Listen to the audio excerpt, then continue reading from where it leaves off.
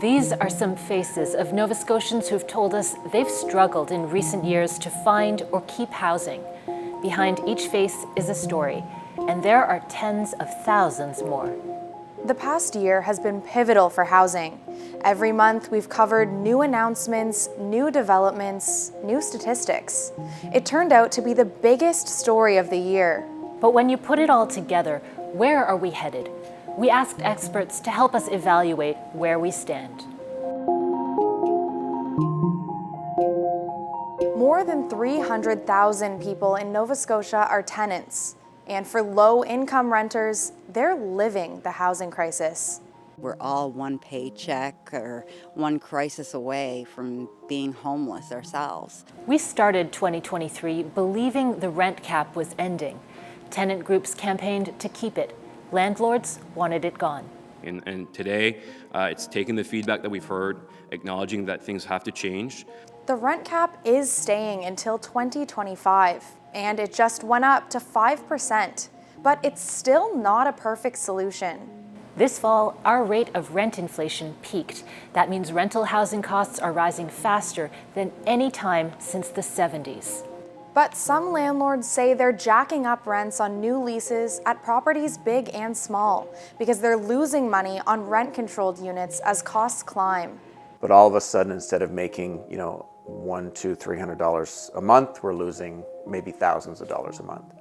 Mark Culligan of Dalhousie Legal Aid is concerned the rent cap will be blamed and dropped instead of fixed. The province really needs to introduce some measures to allow landlords, if they have legitimate expenses, to pass those costs on to existing tenants so that new tenants are not left bearing the brunt of increased expenses. Culligan says he saw people in worse situations this year, and fixed-term leases and rent evictions were often used to turn over tenants. Knowing about that loophole and not closing it is just kind of a disservice to your residents and your citizens. We learned this summer the province was advised to create an enforcement unit to deal with issues between landlords and tenants, but that's not coming anytime soon. You can go through the whole process of 9 months, come out on the other end with a decision in your favor with no way to collect any restitution, and that's simply unfair. Russell says the rental climate is leading some landlords to sell their properties, meaning some tenants have to leave. And with no enforcement, low availability, and higher costs, we're seeing more people with nowhere to go.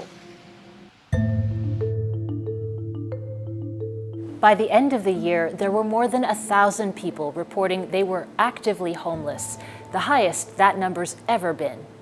I think we got a failing grade right now. Last spring, the province announced it would lease the entire DoubleTree Hilton Hotel in Dartmouth. It's called The Bridge, 190 rooms used as a shelter and a health clinic for the homeless. The province also funds more than 400 shelter beds across Nova Scotia. But through the year, homelessness only got worse. We don't want to be here. So many of us don't want to be here. We want our own apartments. Different levels of government see the emergency, but haven't always agreed on how to fix the problem. Maybe having the Red Cross come in to help with this will embarrass the province into doing their bloody job. In October, the province announced millions in new spending, more than $10 million to get 52 tiny homes up and running in Lower Sackville, $7.5 million to buy 200 temporary shelters that will be distributed around the province, and a new 24/7 emergency shelter in Dartmouth that will stay open for at least 2.5 years. But some of those have been delayed. No timeline for when they'll arrive. The city and the province step up now and stick by their word and actually start giving us some dates and timelines.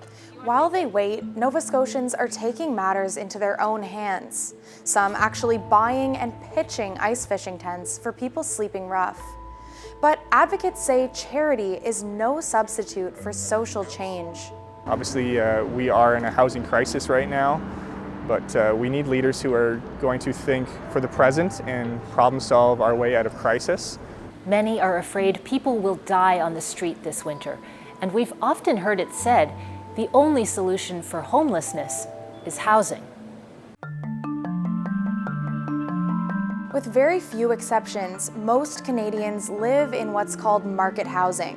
Whether you rent or own, market housing has seen a wild few years.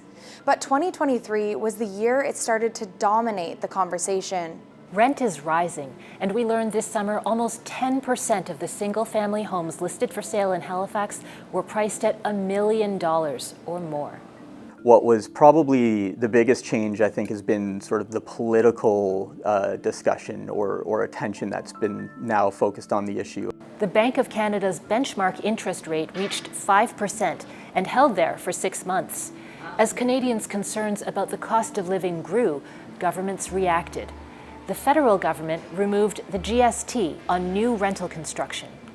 Halifax was one of the first cities picked to get millions of dollars from the Federal Housing Accelerator Fund. And the provincial government released a plan it hopes will stimulate the construction of more than 40,000 homes.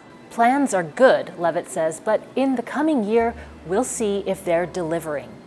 2024 is an opportunity to really see if governments are going to put their money where their mouth is. Meanwhile, the construction industry also saw a shift over the year. The Developers Association says some builders would rather put their money in other investments, not housing.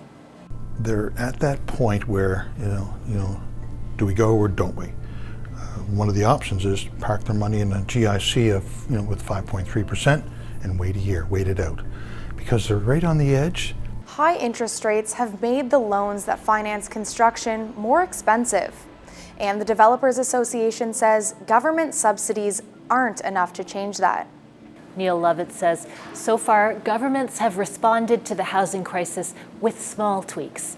He doesn't believe that's enough. He says we need to make some hard choices, society-wide changes. What we do and the new things we put in place to respond to this is an opportunity to define Canadian society in the future, for the better or possibly for the worse. One thing that could change society is more choice for people who can't afford market housing. Non-market options do exist in Nova Scotia, and experts tell us we need more of them.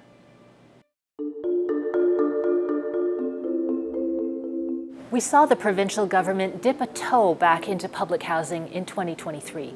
Many of our experts told us it was one of the biggest moments of the year. It came as a surprise. After saying for months it had no plans to do so, suddenly in September, today we are committing $83 million over 5 years to create 222 new energy-efficient, rent-geared-to-income public housing units. It's the first commitment like this in 30 years. Government-run housing where tenants spend no more than a third of their income on rent. But with thousands on the waiting list, there were immediate calls to do more. It's a drop in the bucket when we think of the numbers, right? But the housing department hasn't said if more units are coming. And that's what experts will be watching for in the coming year. We have a tremendous need for affordable housing across the province right now. It's really overwhelming. And government-run housing isn't the only option. Non-market housing also means co-ops and nonprofits.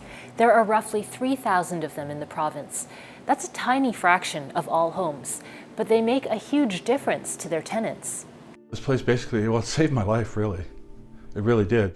And for thousands of low-income renters who can't get a spot in affordable housing, they turn to a provincial subsidy called the Rent Supplement.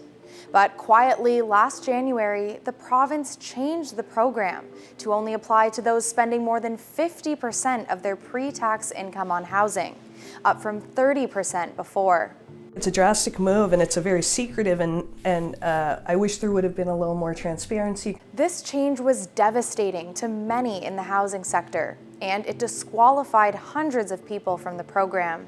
We could see that the demand for the program was exceeding what the budget would offer. Housing Minister John Lohr and his department have made some other non-market housing announcements this year. But more Nova Scotians are being priced out of regular market housing. And with very little investment in public or non-market housing in 30 years, the province is 3 decades behind.